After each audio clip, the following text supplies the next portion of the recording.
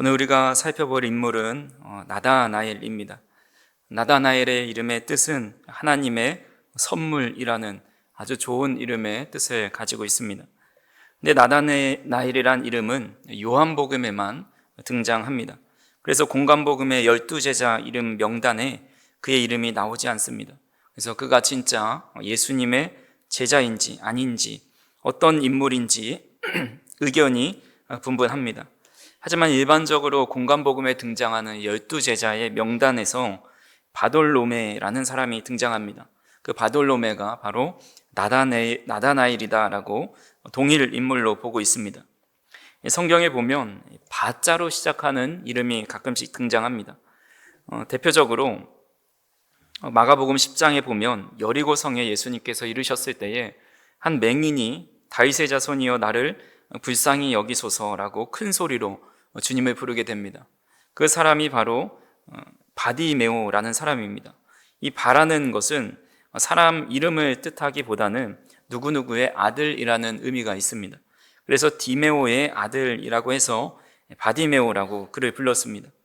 또한 사도행전 13장에 보면 사도 바울이 구브로라는 섬에 가게 되는데 그때 복음을 전할 때 거짓 선지자가 그 복음 전하는 것을 방해하게 됩니다. 그 사람의 이름이 바예수라는 사람인데 이 또한 예수의 아들이다라는 뜻을 가지고 있습니다. 그래서 이 바라는 말이 아람어로 누구누구의 아들이라는 뜻과 마찬가지로 오늘 예수님의 제자인 바돌로메도 이 돌로메의 아들이다라는 뜻을 가지고 있습니다. 그래서 본래 이름이 나다나엘이고 아마 그를 보통 돌로메의 아들로 부르기도 했던 것 같습니다. 그는 가나 출신 사람이었습니다. 요한복음 21장 2절 말씀에 보면 시몬 베드로와 디두모라 하는 도마와 갈릴리 가나 사람 나다나엘과 라고 나와 있습니다. 그래서 그는 가나에 살고 있었는데 이 지도에 보시는 것처럼 가나와 나사렛은 아주 가까이 위치해 있습니다. 한 10km 정도 떨어져 있는 동네이고 가나는 예수님이 물을 포도주로 변화시키셨던 혼인잔치가 있었던 곳이기도 합니다. 그래서 오늘 성경에 나온 이 나다나엘을 통해서 우리에게 주시는 교훈이 무엇인지 우리가 한번 세 가지로 살펴보고자 합니다. 첫 번째로 나다나엘은 좋은 믿음의 친구가 있었던 사람입니다.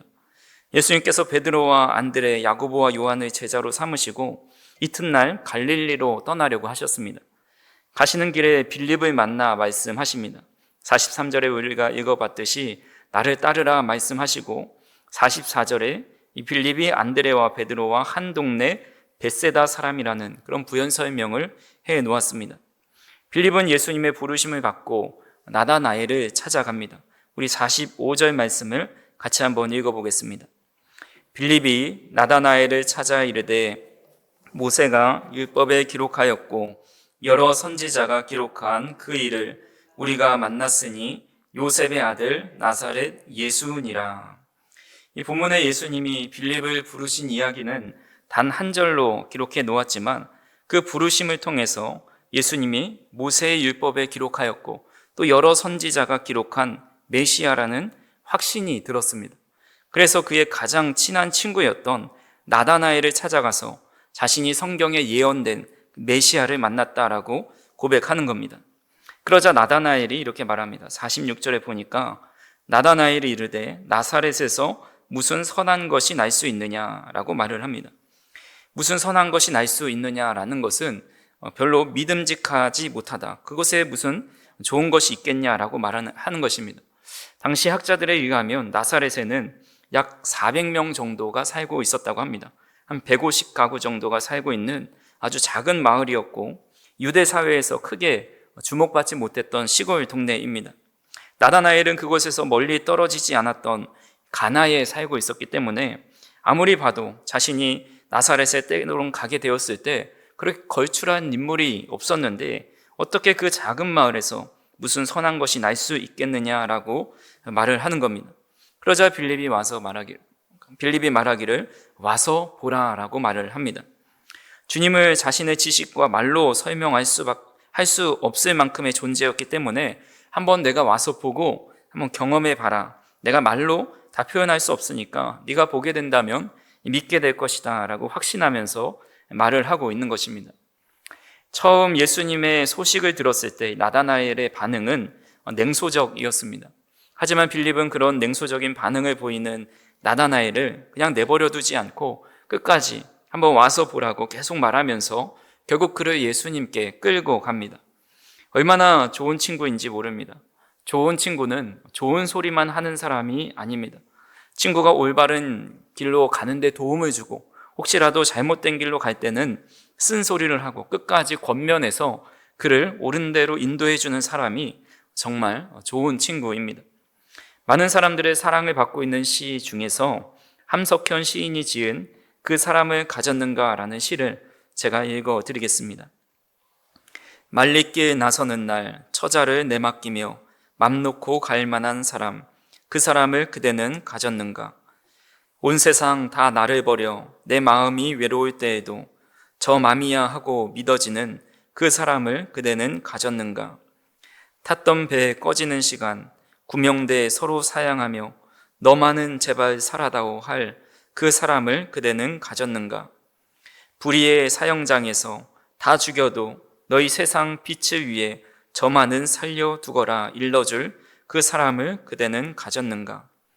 잊지 못할 이 세상을 놓고 떠나려 할 때 저 하나 있으니 하며 빙긋이 웃고 눈을 감을 그 사람을 그대는 가졌는가? 온 세상의 찬성보다 아니 하고 가만히 머리 흔들 그 한 얼굴 생각에 알뜰한 유혹을 물리치게 되는 그 사람을 그대는 가졌는가? 너무나도 유명한 시입니다. 시인은 6가지 상황에서 자신의 진짜 친구가 되어줄 그 사람을 그대는 가졌는가라고 물어보고 있습니다. 이런 사람을 만나기도 힘들고 만들기도 참 힘듭니다. 그래서 이런 사람을 가까이 두고 친구로 사귀고 있는 사람은 인복이 있는 사람입니다.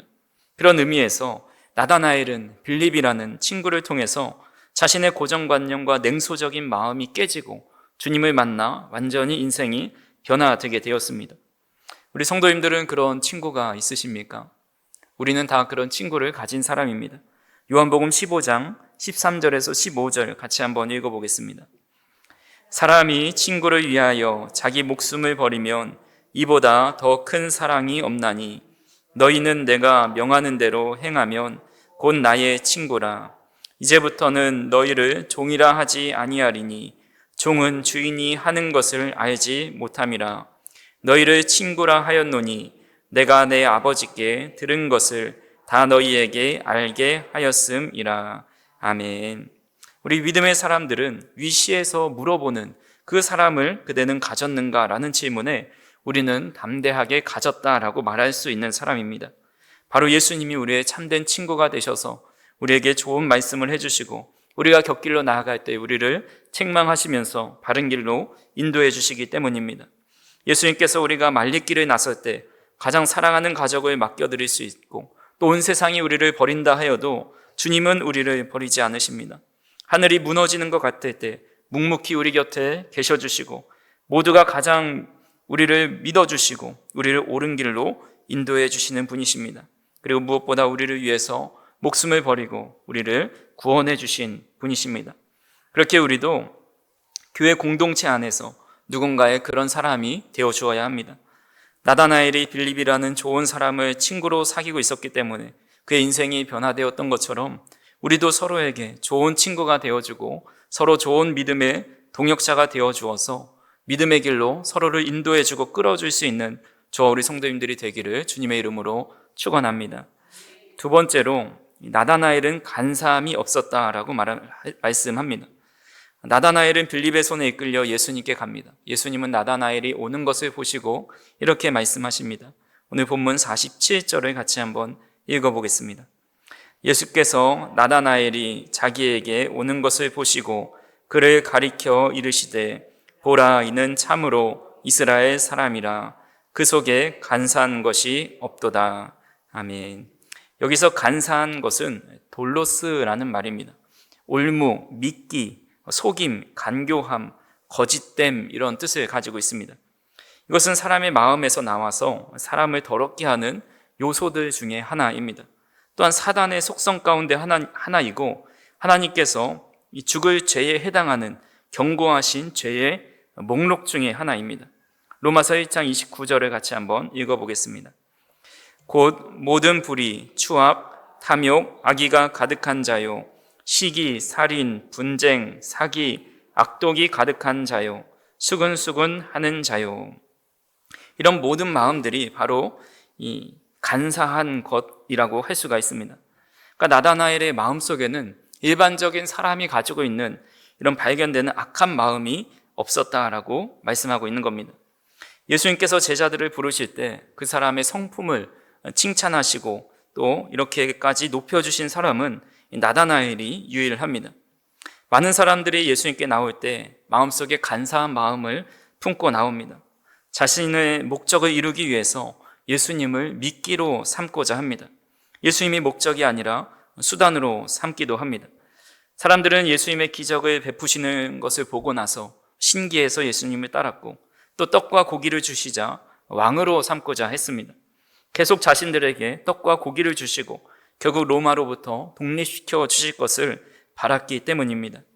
많은 무리들뿐만 아니라 예수님의 제자들도 마찬가지입니다. 예수님의 제자들 중에 특히 어부 출신이 많이 있었습니다.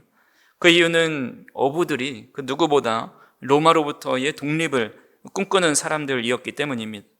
예수님께서 태어나실 때 헤롯 대왕이 온 유대를 다스리다가 주전 4년에 죽게 되고 땅을 4덩이로 쪼개서 4명의 분봉왕에게 나누어 줍니다.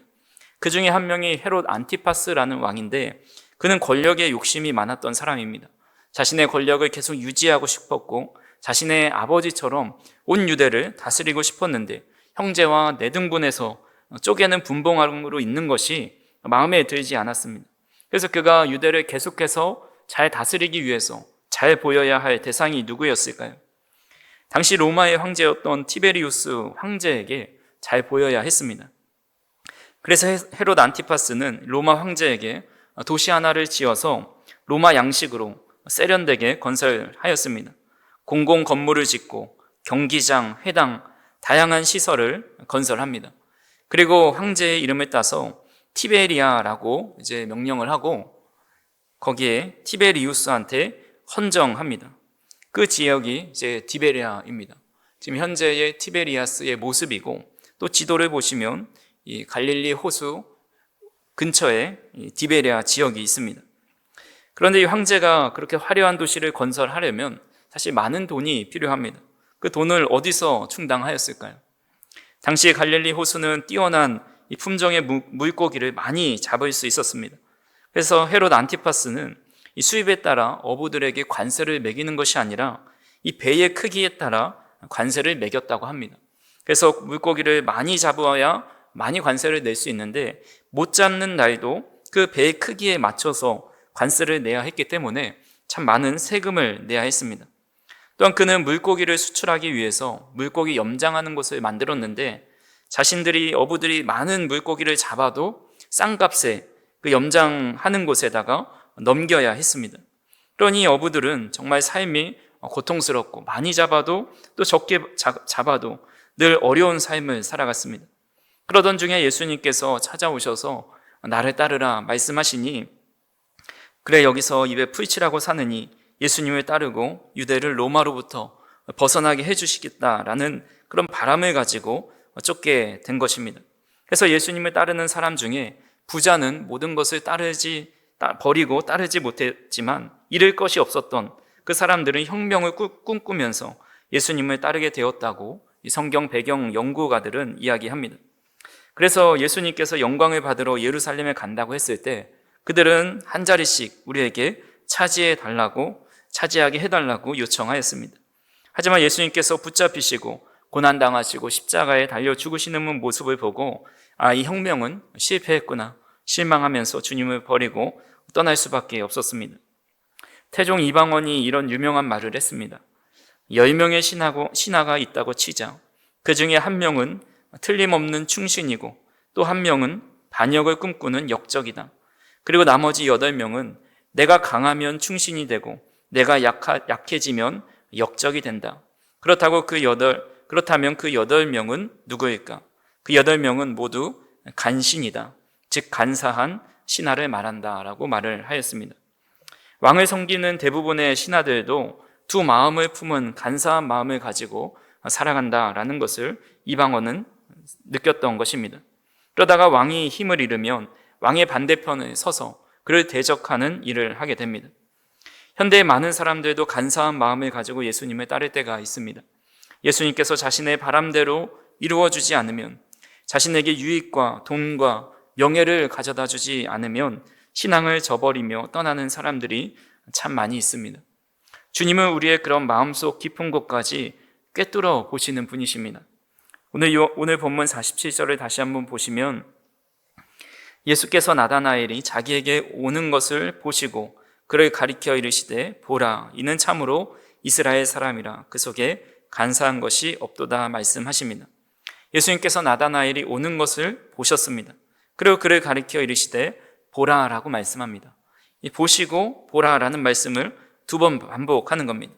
또 48절에 보시면 빌립이 너를 부르기 전에 내가 무화과 나무 아래에 있을 때에 보았노라 라고 말씀합니다.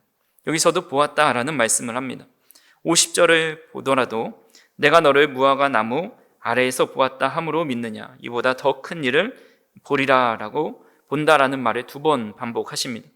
51절도 보시면 하늘이 열리고 하나님의 사자들이 인자 위에 오르락 내리락 하는 것을 보리라 라고 말씀합니다. 하나님의 사자들이 인자 위에 오르락 내리락 하는 것을 보리라. 여기서 본다라는 말씀은 눈으로 본다라는 뜻도 있지만 알다라는 의미가 포함되어 있습니다. 그러니까 예수님께서 나다나엘을 보신 것은 그를 온전히 안다라는 의미가 담겨 있는 것입니다. 주님은 우리의 마음속 깊은 것까지 아시는, 또 보시는 분이십니다. 오늘 우리가 어떤 마음으로 하나님께 나아왔는지, 어떤 마음으로 하나님을 섬기고 있는지, 어떤 믿음을 가지고 있는지 사람은 속여도 하나님은 속일 수가 없습니다. 그렇기 때문에 우리는 늘 정직하게 하나님 앞에 나아가야 합니다. 시편 32편 2절에 이렇게 말씀합니다. 마음에 간사함이 없고 여호와께 정죄를 당하지 아니하는 자는 복이 있도다 말씀합니다. 마태복음 5장 8절에서도 마음이 청결한 자는 복이 있나니 그들이 하나님을 볼 것이다 말씀합니다. 그렇게 우리는 우리 마음 가운데 꼭 간사한 마음이 있다면, 하나님 제 안에 간사한 마음이 너무나도 많이 있습니다. 하나님께서 싫어하시는 악한 마음이 있고 하나님을 미끼로 여기면서 내 삶의 수단으로 생각할 때도 많이 있습니다. 이런 저의 마음을 정결하게 하시고 하나님 보실 때 나다나엘과 같이 간사한 마음이 없는 그런 사람이 되게 해달라고 우리는 주님 앞에 나올 때마다 정직하게 나아가야 합니다. 그래서 하나님께서 우리 마음의 간사함을 제하여 주시고 또 마음을 청결케 하게 되는 존재로 만들어 주셔서 정말 하나님으로부터 우리 모두가 간사함이 없는 사람이다라는 그런 칭찬을 받을 수 있는 저 우리 성도님들이 되기를 간절히 소망합니다. 마지막으로 이 나다나엘은 신앙 고백대로 살아갔습니다. 나다나엘이 우리 49절 말씀 같이 한번 보겠습니다. 나다나엘이 대답하되 랍비여, 당신은 하나님의 아들이시요 당신은 이스라엘의 임금이로소이다. 아멘. 앞에서 말씀드렸다시피 나다나엘은 나사렛에서 무슨 선한 것이 날 수 있겠느냐라고 말하면서 예수님을 경멸하고 냉소적인 반응을 보였습니다. 하지만 나다나엘은 예수님께로부터 놀라운 능력을 보게 됩니다. 48절에 보니까 나다나엘이 이르되 어떻게 나를 아시나이까? 예수께서 대답하여 이르시되 빌립이 너를 부르기 전에 내가 무화과 나무 아래에 있을 때에 보았노라 라고 말씀하고 있습니다. 그러니까 빌립이 너를 부르기 전에 내가 무화과 나무 아래에 있을 때 너를 보았다라고 말씀하십니다. 당시 유대 문화에서 무화과 나무 아래에서는 사람들이 모여서 율법을 배우고 기도하고 명상을 하는 장소였습니다. 그러니까 경건한 유대인들이 그 자리에 모여서 하나님의 말씀을 연구하면서 경건 생활을 하는 장소였습니다. 나다나엘도 이 무화과 나무 아래에서 늘 하나님의 말씀을 묵상하고 또 메시아 오심을 소망하면서 경건한 삶을 살아왔던 것을 알려줍니다. 근데 자신을 한 번도 보지 못했던 이 예수라는 사람이 자신이 무화과 나무 아래에 있었다는 것을 보았다라는 것에 놀라면서 당신은 하나님의 아들이시요 당신은 이스라엘의 임금입니다 라는 아주 훌륭한 신앙 고백을 하고 있는 겁니다. 베드로가 예수님을 향해서 어떻게 신앙 고백했습니까? 마태복음 16장 16절 말씀 같이 한번 읽어보겠습니다. 시몬 베드로가 대답하여 이르되 주는 그리스도시요 살아계신 하나님의 아들이시니이다. 아멘.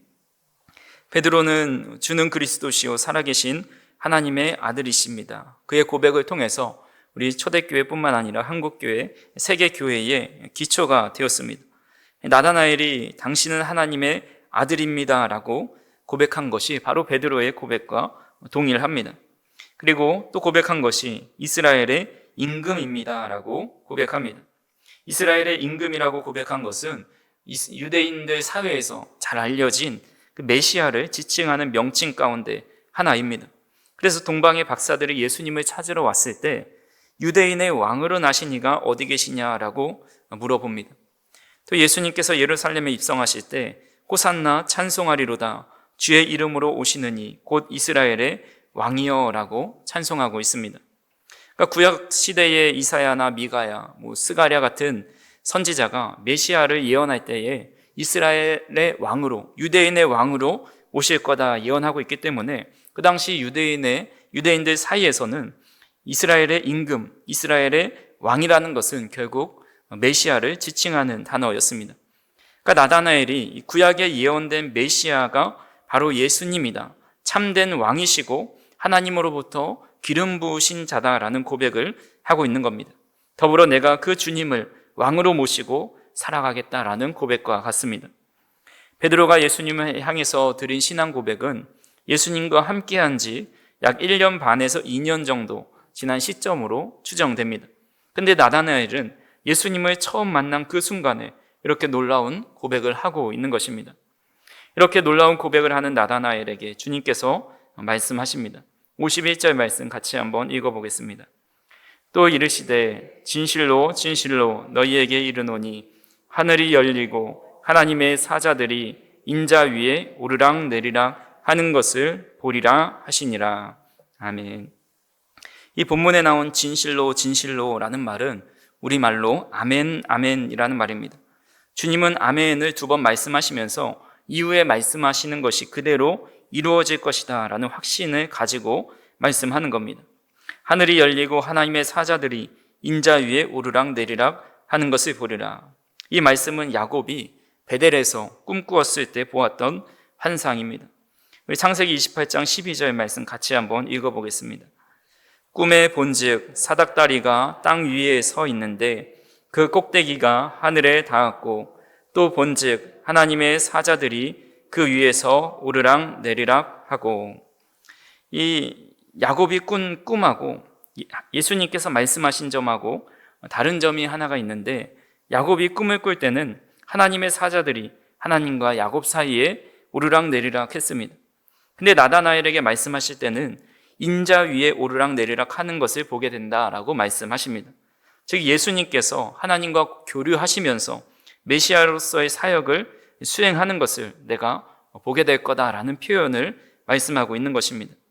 즉 나다나엘은 예수님께서 과거의 일을, 자신의 과거에 했던 일을 맞추시는 것보다 더 큰 하나님의 나라의 일을 메시아가 하시는 것을 직접 눈으로 보게 되는 귀한 일을 감당하게 될 거다라고 말씀하는 것입니다. 그 말씀을 듣고 나다나엘은 예수님을 따라다니면서 12 제자 중에 한 명이 되었습니다. 그리고 그는 그가 고백한 것처럼 주님은 메시아이시고 나의 참된 왕이십니다 라는 고백대로 어떤 핍박과 어려움 속에서도 믿음을 잃지 않고 끝까지 지켜내다가 결국은 순교하였습니다. 전해지는 전승에 따르면 그는 온몸이 산채로 이 가죽이 벗겨져서 죽임을 당했다라는 전승이 내려오고 있습니다. 제가 사진을 하나 준비했는데 미처 PPT에 담지는 못했습니다. 깜빡 하나 사진을 놓치고 이렇게 올리지 못했는데, 이 바티칸 시스타나 성당에 가면 예배당 천당에 천지창조 그림이 있습니다. 또한 안쪽에 그림을 보면 최후의 심판이라는 그림도 그려 놓았습니다. 근데 그 그림을 아시는 분은 아시겠지만 이 가운데 심판자가 예수님께서 서 계시고 그의 발 아래 이 바돌롬의 나다나엘이 있는데 그 손에 옷에 사람의 가죽이 벗겨놓은 가죽을 그가 들고 있습니다. 그것이 바로 자신이 순교할 때에 온 몸이 가죽이 벗겨져서 죽임당하는, 그 순교당하는 것을 그가 자신의 가죽 옷, 인체의 그 가죽을 벗겨놓은 것을 자기 손에 들고 있는 것을 미켈란젤로가 표현해 놓았습니다.